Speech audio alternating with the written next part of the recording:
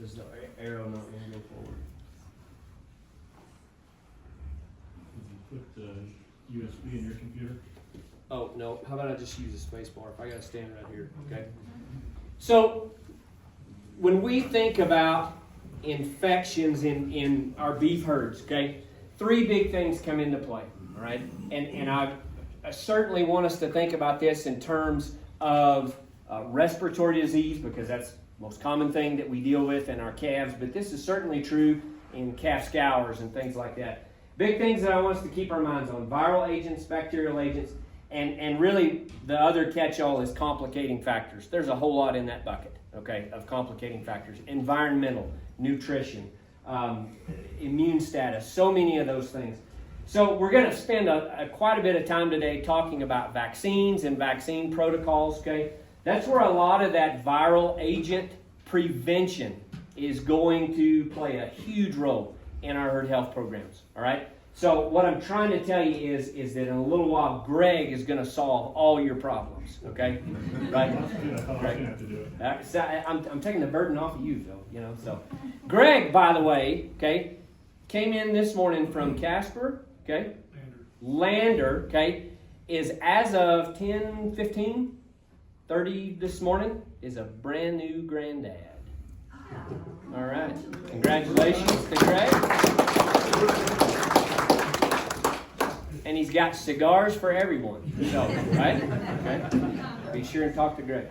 So, viral agents. We don't have in veterinary medicine, we're obviously after COVID, we're all experts in virology anyway, right? But in veterinary medicine, there is no realistic approach at treating viral infections, okay? If you're familiar with human medicine or some of the other places that antivirals get used, there's not real good approaches at treating viruses anywhere, okay? They're a very difficult little creature to kill. They're much better in terms of thinking about our herd health. They're much easier for us to work on prevention, okay?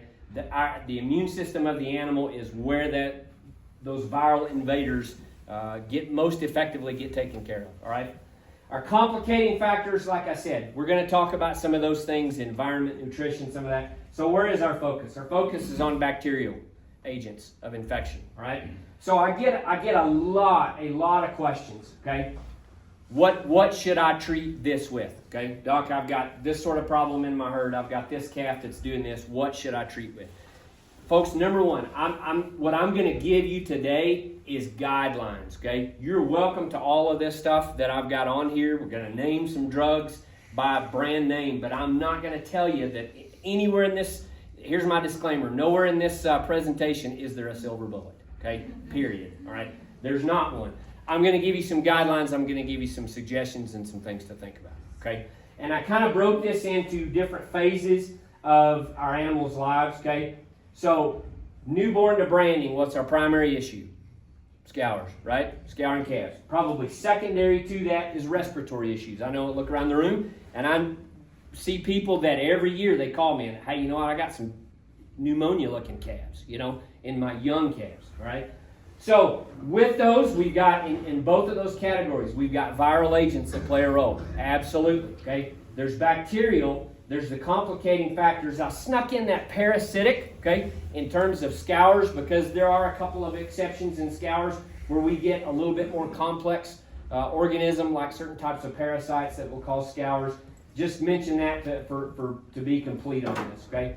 But again, where I want us to hone in is to think about both our bacterial agents and those complicating factors. Now, where does the virus play a role, especially like when we think about respiratory disease? Somebody help me out. You know what? What's that? So virus kind of sneaks in first, right? Breaks down some of those systems within that calf's body that protects them from bacterial infection. And then those bacteria move in on those damaged tissues behind that viral infection, okay? So again, now we start to see why, and this is true also in many of our scours patients, we start to see why that's so critical. If we can prevent those viral infections, if we can give that calf a leg up in preventing viral infections, it can go a long ways in helping reduce the incidence of bacterial infections within the herd, okay? All right? So let's talk a little bit on scours, okay, in terms of medication choice. We really got two routes, okay? We're either gonna do things orally, we're gonna do things injectably, okay? Most of the time in scours, okay, I'm gonna suggest that you use something oral. Again, I'm not telling you there's not a place for injectable medications. There absolutely can be, okay? But so often those scours cases respond really well to oral medication, okay? Our friends at Zoetis makes a fine tablet that all of you are familiar with, okay? You hear them rattling around in your saddlebags every once in a while, those terramycin scour tabs, okay? All right? Sulfoboluses, the blue calf-sized sulfoboluses, if you can still find them, those also are labeled for bacterial enteritis in calves, all right? A lot of you guys know that I'm kind of a fan of that neomycin liquid that comes in the brown bottle, all right? Neomycin is a very inexpensive means of treatment, all right? One thing that I will point out on any of these drugs, and as we go through the rest of this presentation, is checking your label on that drug, all right? Just like I said, there's no silver bullet. If you actually, I mentioned neomycin. If you read the label on neomycin for treating bacterial enteritis in calves, treating scours in calves, it's talking about giving that medication every 12 hours until you see a resolution to clinical signs, all right? So that's handy if that calf's in a jug somewhere, right? It's handy if it's in a barn, all right? Not so handy if you're out there and you're treating it on the pasture, okay? So again, keep these kind of things in mind. The same is true for our boluses, okay? Those terramycin boluses, I think, for bacterial enteritis are labeled for every 12 or 24 hours. I hate to put you on the spot, but it's not just once, okay? All right?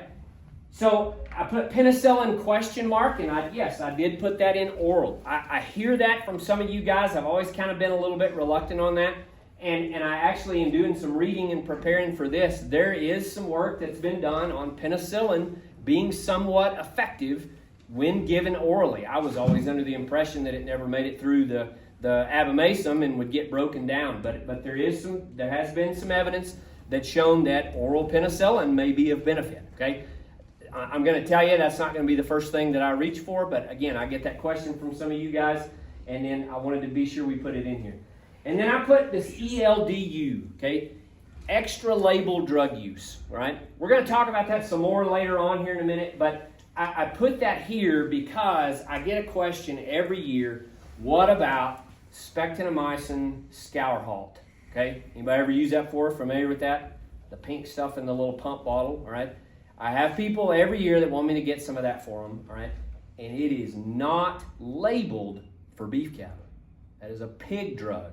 Did I say it didn't work? No, I didn't say it didn't work. Did I say you shouldn't use it? No, I'm not telling you that you shouldn't use it. But that does fall under the category of what we call extra label drug use, okay? That we have the benefit of having that much leeway in our drug choices, okay?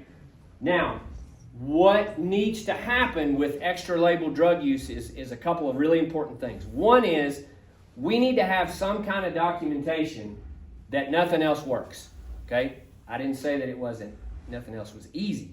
I didn't say that nothing else was quite as convenient. Nothing else is proven to be effective that is labeled, all right? And so with that comes a little bit of record keeping on my part and on your part, okay? Keep that in mind when you're using some of those drugs outside of their labeled indication, all right? We're going to talk about that more later, and that probably generates some questions that I'll try to answer, all right? And again, as far as injectable, a lot of the oxytetracyclines, so LA200 is no more, right? Brand name LA200. But there's still biomycin, which is the same type of drug, 200 milligram oxytetracycline. I know a lot of you guys, if you pick it up from me, a lot of times you get the 300 milligram per mil oxytetracycline. That's kind of the 300 Pro LA, all right? So same drug, different concentration of that drug, all right? Very similar spectrum of activity and use indication, okay? Again, for me, in my hands, when I treat scours, most of the time I'm going to treat those with an oral medication. Now, I want to put one more thing in here on that complicating factor. Folks, you can put all the drug you want in a calf that's 10% dehydrated and still watch him die, okay? You've got to treat supportively. That supportive care cannot be overstated when it comes to treating these calves. Don't get in your mind, well, let me just medicate and he'll get better, okay? If you medicate and he is significantly dehydrated. He's lost his suckle response. He can't get up. His body temperature is 92. None of those solutions are going to come from a bottle and a needle, okay? So, some of that is we've got to think about rehydrating. We've got to think about keeping that calf warm. Sometimes that may be something that you can accomplish on the ranch. Sometimes that may mean that they need to come see us and give them a little kickstart, okay? All right. Respiratory stuff, I'm going to save that because we're talking about that with our next phase. And I say branding to weaning. I did have this branding to preconditioning, but really if you think about it, branding to weaning to preconditioning to shipping, even if like replacement heifers, I think they all kind of fall into this category, all right? What's our primary issue? What's the number one thing you guys deal with in that aged calf? Say it, Ronnie. Respiratory, okay? Respiratory is the primary thing, all right? Do we have viruses? Absolutely. Bacteria that play a role in that? Certainly. Complicating factors? You bet, all right? Also, pink eye, lower to a lesser degree, but we still see scours in that aged calf sometimes, don't we? Okay? All right? Respiratory agents, again, let's talk about injectable versus oral. Okay? And outside of we're going to talk about some brand names in a minute, but outside of naming brand names, I'm lumping a lot of drugs into top shelf, okay, versus lower cost, okay? So top shelf, I'm thinking about Draxxin, Nuflor, Micatil. You guys, you know what I'm talking about. It's the drugs that you really would hate to tell your boss that you dropped a bottle and broke it, right? Okay, that's the ones that I'm talking about. Okay, so I really don't think that when we're talking about something as serious as respiratory disease in calves, which you guys know, I don't have to tell you, it's a killer. I don't know that at that time that's the best place to try to save a lot of money. Okay. So Dr. Kesterson challenged my thinking on this just the other day when he and I were talking about this on the phone. We were talking about a 50 ml bottle of Draxxin, and I should have looked this up. Al, you know what that is off the top of your head, what that costs? Greg, you know what the MSRP on that is? A lot. Okay, all right. So let's say it's I know it's come down a little bit, but let's say it's $180. Greg, is that pretty close? Sure. Okay, $180. All right, Greg agrees. So Dr. Kesterson asked me the other day. He said, "Is that really what that bottle is worth?"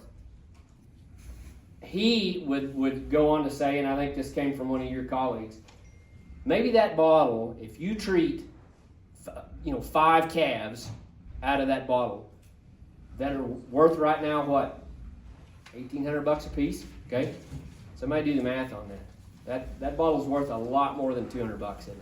Okay, if you save those calves from dying from respiratory disease, think about that when we're thinking about trying to save $1 or $2. Okay, here's the other thing: when we think about lower cost medications, I routinely get questions about using a drug like penicillin for respiratory disease in calves. Penicillin pretty cheap? Yeah, sure it is. Okay. Penicillin easy to give? Well, if you really do the math and you look at the dose that's required for treatment of respiratory disease in calves and how often you need to repeat that dose, you better come by a lot of penicillin from me if you're planning on doing that, all right? So again, I don't want us to get in our mind that treating respiratory disease with a drug like Draxxin, with a drug like Nuflor or Micatil is a one and done thing, okay? It very well may not be, okay? But certainly if you choose to use something like penicillin, man, one dose, you're not done, all right? 12 hours later, he needs another one. 12 hours later, he needs another one. 12 hours later, he needs another one. Sooner or later, both of you are going to get tired of that, right? Okay? Keep that in mind when you're thinking about your drug choices, okay? All right? Terramycin tabs, also labeled for pneumonia in calves, all right? Sulfoboluses, some of you guys still use sulfos for respiratory in calves? Can you find them? Can you? Well, that's the next thing. Is Albon still available? Okay, so Zoetis, that's kind of a sort of yes. On a good day, it's available. Some of the formulations are still available, but most of them are gone. Okay, all right. It's there again. It's just gotten more convenient as far as using injectable medications. Has it? Okay, it really has. All right, pink eye. Let's talk about that real quick. Okay.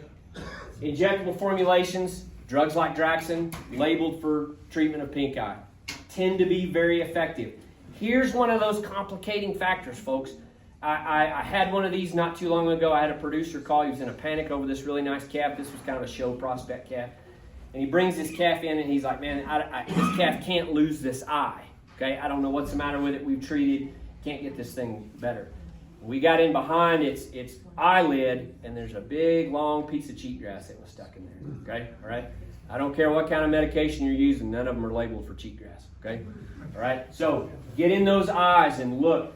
Anybody use penicillin locally in the eye, like in the pink stuff, in the conjunctiva? Work for you, Nate? It does tend to. I've done that quite a few times. Now, a lot of times I will couple that with another antibiotic injection, okay? Like using a drug like Draxxin or something like that at the same time. But yeah, using that penicillin and kind of swelling that pink part of their eye can be a very effective way of treating those, okay? If you want to talk about that, come holler at me. All right. So something that's, oh man, I'm just gobbling up Greg's time, so I'm not going to worry about it, all right? Combination products. This is something that's become very useful to us in the last few years, okay? And that is coupling two different drugs together. So like, for instance, what I've got up here is Draxxin and Draxxin KP, okay? The difference being that second product has an anti-inflammatory medication with it, all right? It's in the same injection already. The same is true is the difference for Nuflor and Resflor. So the drug in Draxxin is the same antibiotic that's in the white box regular Draxxin up at the top. And then the Draxxin at the bottom has a drug called ketoprofen in it. Resflor has flunixin or Banamine in it. All right. So those medications, you're still getting the same profile of antimicrobial control with the addition of something to reduce fever. Okay. So you guys know well what that's like for a calf that if he's running fever, yeah, you give him the antibiotic, but if he just didn't feel better quite yet, all right. He still lays around, he's still hanging his ears, he still acts like he doesn't feel good. But if you can reduce that fever, man, it's amazing sometimes how fast they'll go back to sucking or how fast they'll come back to the bunk and eat, all right? And so those medications, we tend to think about drugs like Draxxin and drugs like Nuflor and that sort of thing. We kind of think about those as one and done, right? We want to treat those and then be able to turn them loose. Maybe you caught them out on pasture or something to treat. So, and there is a degree to which that's true. That drug sticks with them for a while, okay? The antimicrobial component of that sticks with them for a while. But there's no problem in coming back in the next day or so, and you're like, that calf looks like he feels a little better, but he's kind of hanging that ear again. He acts like he doesn't feel good again. Come back and give that dose of anti-inflammatory again, all right? As a single dose agent, all right? You with me? So I mean, coming back and giving another dose of flunixin, or you can get ketoprofen, the anti-inflammatory that's in Draxxin KP. You can get that as a single agent medication, all right? And those things are good to have around to get that fever down, to get that calf feeling better, get him back on feet, all right? Let me make sure I said all I wanted to say about that. Oh, I get a question about this all the time as far as the anti-inflammatories go. I get a lot of questions about using dexamethasone, all right? Using dexamethasone in treating these sick calves. And I will say this, does it work? Yes, it certainly has the potential to, but be careful. Be careful, right? Dexamethasone is a steroid versus a drug like flunixin or ketoprofen that are non-steroidal anti-inflammatory drugs.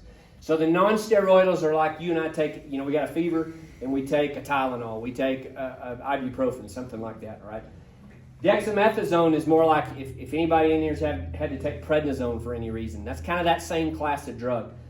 Does it reduce inflammation? Oh man, it's powerful at reducing inflammation. But the problem with it is at the same time it suppresses that immune system. Is that when you got a calf that's running a fever and he's fighting off an active infection in those airways, is that the best time to be scaling back on his immune system a little bit? Be careful. Just be thoughtful about that, okay? Talk to me about that if you want some advice on that. All right? Breeding stock, our big things, okay? Reproductive and calving events. Do we have bacterial infections there? Certainly we do. Prolapses, dead calf, retained placentas, things like that, right? Sometimes those are instances that we do need some antimicrobial help, right? Those complicating factors, though, can't be overstated, all right? If she's got a big dead calf in her, what's step one? Get the big dead calf out, right? All right? Get that out first before we start reaching for drugs, all right? And then I couldn't resist this picture here. big chunk of metal in the bottom of a cow's foot. Greg, does Zoetis make a vaccine for that? Okay. Phil says they're working on it. Roofing nails, big pieces of metal, we got it covered. Okay, so those foot rot cases, all right, guys, even when you're treating them out on pasture, and I know sometimes it's a hurry, and you gotta, if you got it roped and you got it tied down, you gotta get this done in a hurry. Take a look at those feet, okay? You'd be amazed at the things that I've pulled out from between cows' toes with the story of, Doc, I've treated this cow for foot rot and I just can't get her better, okay? Yeah, when there's a 4-inch slab of wood in between her toes, she's not going to get better until that thing comes out, right? Get between those feet, get underneath there, get your hoof pick out, and really look and see if you've got something in there, all right? Abscesses and wounds, okay? Again, let me get through this stuff in a hurry. A lot of this stuff is the same. Local treatment sometimes on these abscesses and wounds are the best way to treat, right? They may not necessarily need a systemic antibiotic, okay, meaning an injectable type antibiotic or an oral. If they're not running fever, and man, you can just open that abscess and clean that thing out, spray some iodine in there, use some antiseptic ointments or something like that. Those sorts of things will go a long ways in treating that cow, but then at the same time, you don't have the drug cost, you don't have the risk of resistance, the problem with withdrawal times, a lot of those things that come along with that. All right? Okay. Man, I put that up there for everybody to read, all right? So, I wanted you to see this because this is in every box of antibiotic medications that you guys ever buy, all right? And where's the first place that it goes when you open that box? In the trash can, right? Okay? Guilty of it too. But there's a lot of times there is good information on here that you need to be aware of, okay? Number one, I want to point out a couple of things. Do you see that little statement up there that says, caution, federal law restricts this drug to use by or on the order of a licensed veterinarian, okay? That statement makes that a prescription medication, all right? Now, here's the deal. I'm here amongst friends, and I sure don't want to make anybody mad. But if for whatever reason I don't see you or I'm not on your operation for an extended period of time, okay? And you come by and you want to buy something that's prescription medication, all right? By law, I have to maintain something called a veterinarian client-patient relationship, a valid VCPR, okay? And outside of that, if Joe Blow shows up in my clinic today and says, hey, I need a bottle of 300 LA, okay? And I've never done anything for him before. I've never treated any of his animals, never been on his place, okay? By law, I can't sell him that medication, all right? It's not personal. I don't make the rules, but I do have to live by them, okay? So please understand that, all right? On that label also, you'll see down here indications, okay? So I will tell you as far as drugs goes, that's a pretty long set of indications. In other words, there's a whole lot of things you can treat with 300 LA, okay? A lot of different things you can treat with that. Is it the best at treating all of those things? Things like treatment of pneumonia and shipping fever, treatment of bovine keratoconjunctivitis, which is pink eye. Is it the first thing that I'm going to grab for those cases? Probably not, right? But if you guys have had C-sections at my clinic, or maybe we've had kind of a nasty uterine prolapse or something like that, you probably have seen me give your cows this, okay? So again, it's just choosing the right drug at the right time, okay? Those two little black arrows, I want the little triangles that are pointing in here. That may be some of the most important information on any label, and it's on every medication that you've got, okay? And what that tells you is that's your withdrawal time for slaughter, okay? If you really want to talk withdrawal times and how important they are, you come up here and talk to Mr. George about that, who's selling milk, okay? Because that's huge information for him.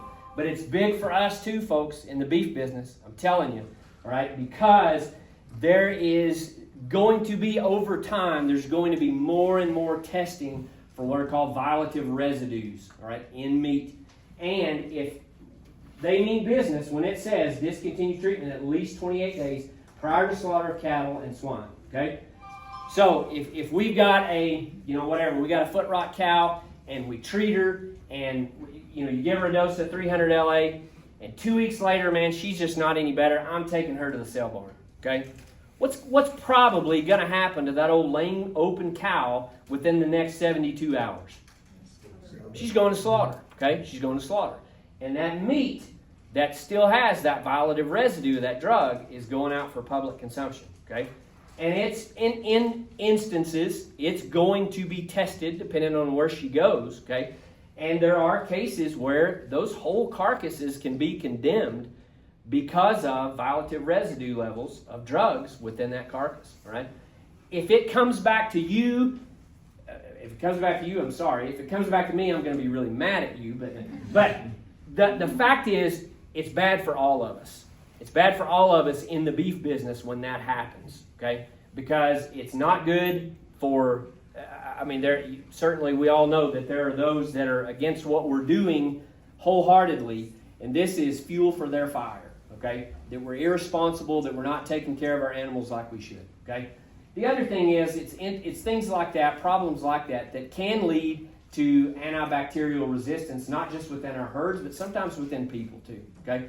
And it's our responsibility to make sure we know what that withdrawal period is and that we're honoring that, all right? We're living up to that.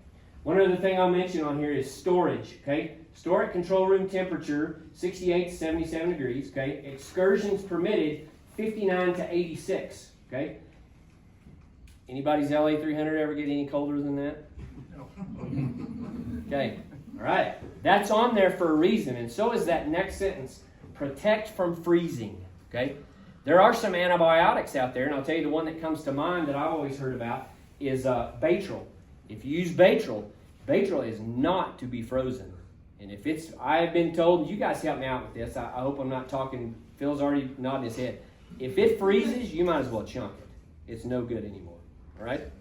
So keep that in mind. That information is in that package, in that tiny print, for a reason, all right? Sometimes you might need some good nighttime reading.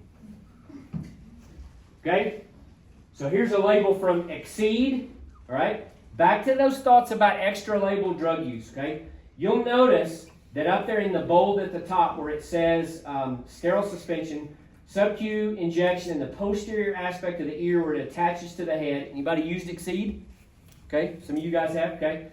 For sub-Q injection in the middle third of the ear, in beef and non-lactating dairy cattle. And then in that next section, under caution, federal law prohibits extra label use of this drug for disease prevention purposes.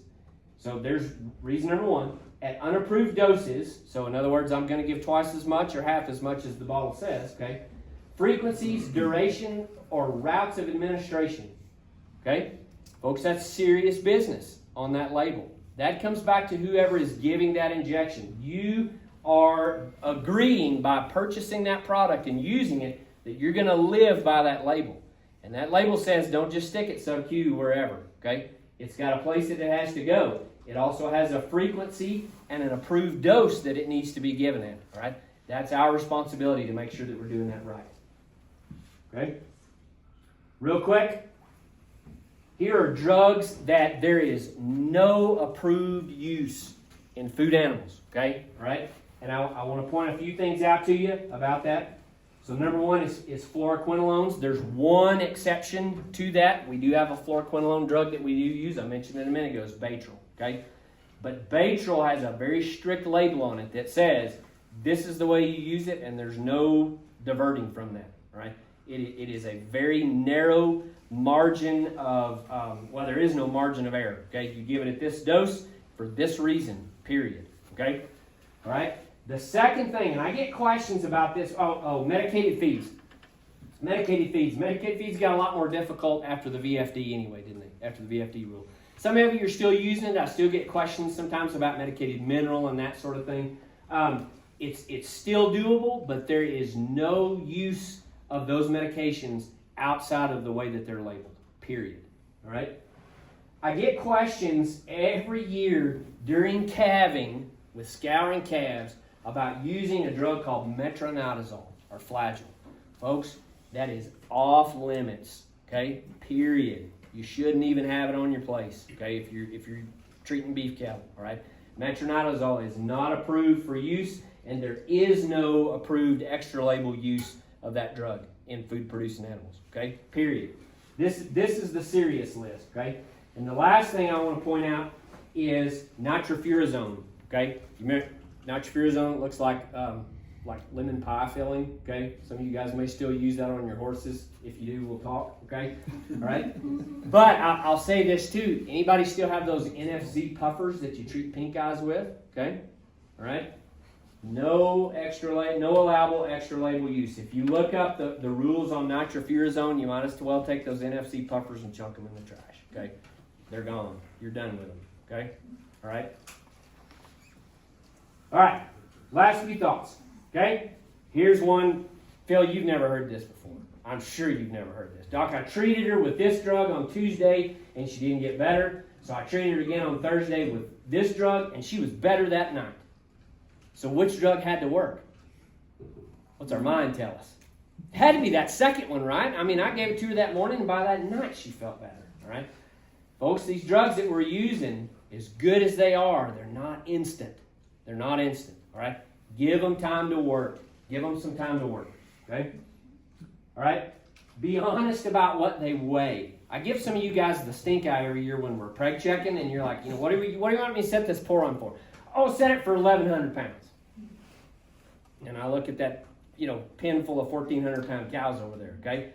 Same is true when we're using antibacterial drugs, okay? Be honest about what they weigh. This is not the place to try to save a buck or two, all right?